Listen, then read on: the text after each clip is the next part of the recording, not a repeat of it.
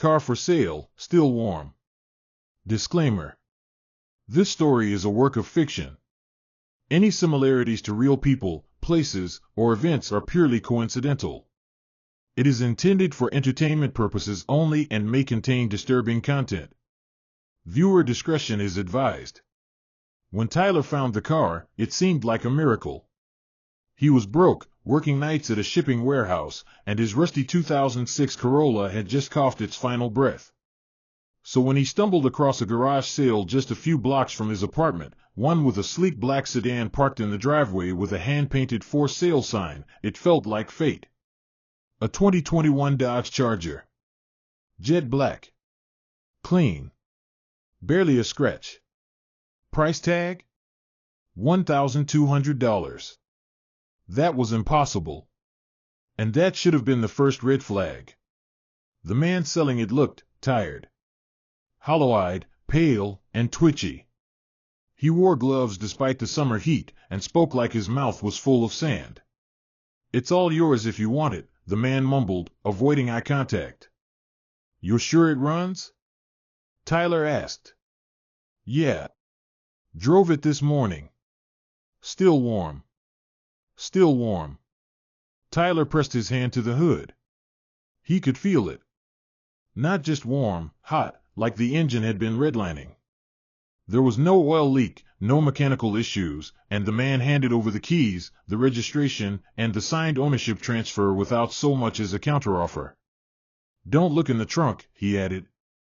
"Not if you want to sleep at night." Tyler chuckled, thinking it was a weird joke. But the man wasn't smiling. That night, Tyler took the car for a spin. It purred fast, smooth, responsive. The stereo worked perfectly. The AC was icy cold. The only odd thing was the faint smell of burning, like melted rubber and something else. Coppery. Almost like blood. He parked in his apartment's underground garage and left the car there. But he barely slept. In the dark, he dreamed of screaming. Not his own voice, but a woman's.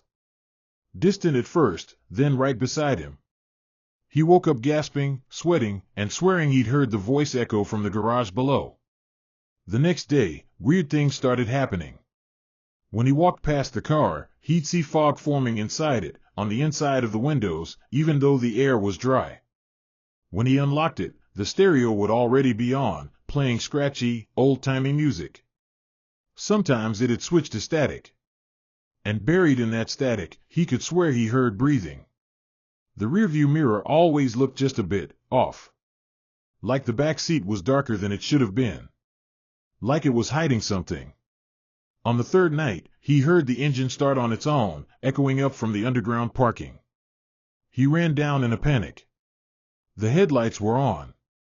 The radio was blaring static.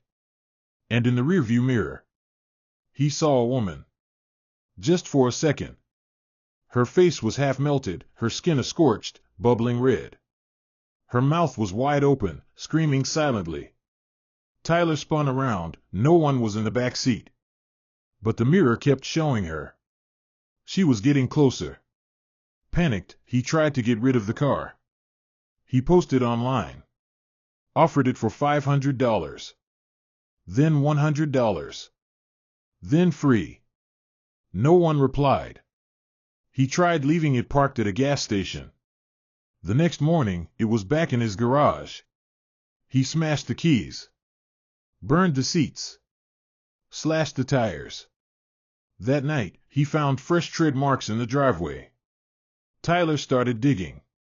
He found an old news article buried on page 5 of the local paper. Woman burns to death in stolen vehicle, suspect fled scene.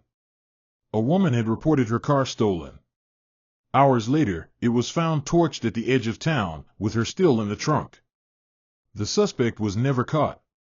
The car was the exact make and model Tyler now owned. He finally opened the trunk. It was blackened with soot. The carpet looked burned.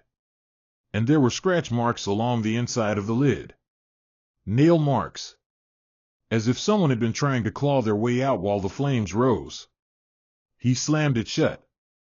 And behind him, the woman was standing, half-burned, jaw unhinged, screaming. Tyler never made it back to his apartment. The police found the Charger crashed into a freeway barrier, engulfed in flames. The body in the driver's seat wasn't Tyler. It was charred beyond recognition. But the car? Perfectly fine the next day. Parked in a different driveway. With a new for sale sign on the windshield. And the hood? Still warm.